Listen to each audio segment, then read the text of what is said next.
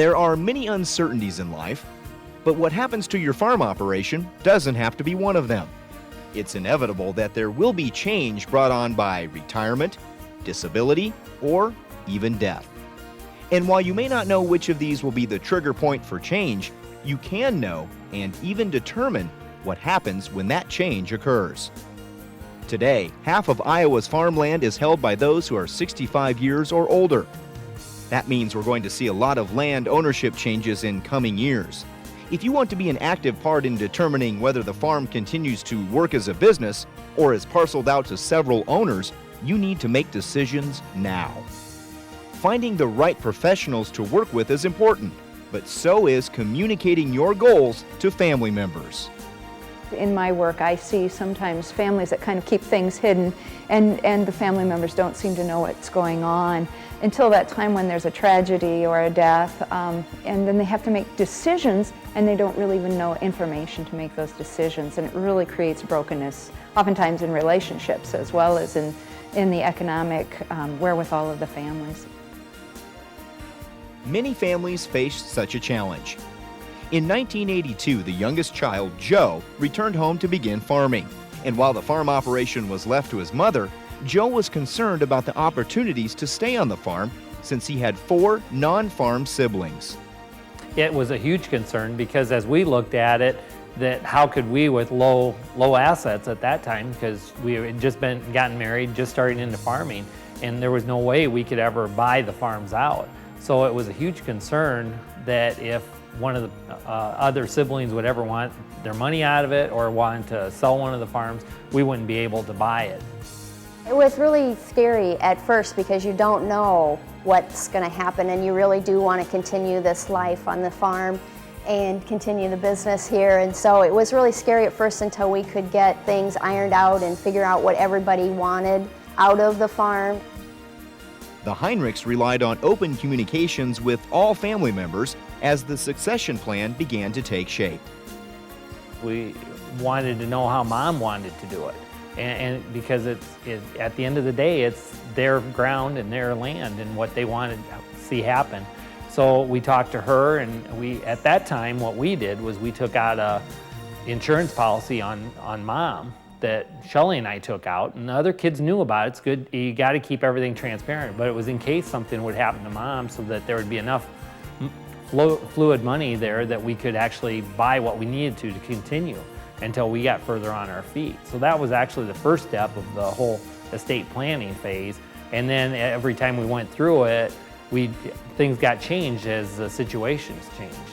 I guess we just had to talk to each other and stuff and work it out. And Joe was he's overseeing all of it, but it just, we got to communicate with each other so there isn't any hidden surprises there. Well, we were living in Pennsylvania, and I know at different times Joe talked to me and called me about things that were going on. Joey's got to manage it and oversee it. If something major comes up, we all talk about it. Like if he wants to put up another grain bin, or when we built a shop, or we lost a farm pond last summer and we had to rebuild that, and it's just any major thing is discussed and talked about, which works out good. Joey, he's here constantly. He's got to oversee it and manage it. Right, I think it's really important that everybody to be open as possible so that everybody knows what they want out of it. And it just makes it real easy to talk about then.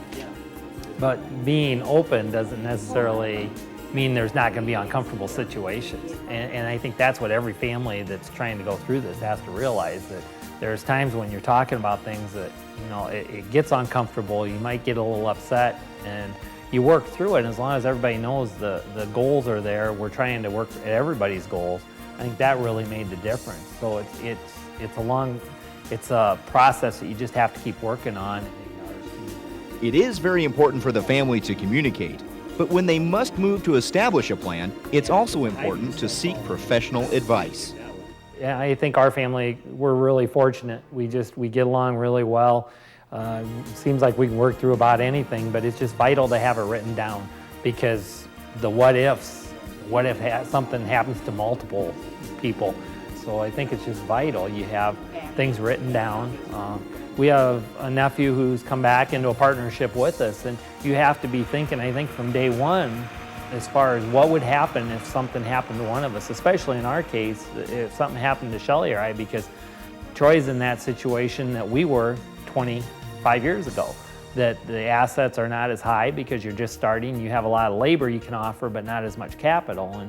And so you have to figure out ways that you can set it up, and you need to be thinking about that next generation there too. And over the last 25 years, we've been through 3 deaths in our family. I've had 2 sisters and my father. And each time to have those things in place where you know how things are going to take place, there's so much emotion each time you have to go through something like that. To have it set where you know where you're going, it's more security as far as our farm business. I take comfort in that because our livelihood depends on it, because this is our home base. And you can, make your other plan, knowing that that's in place and you know what's going to happen, you can make your other plans.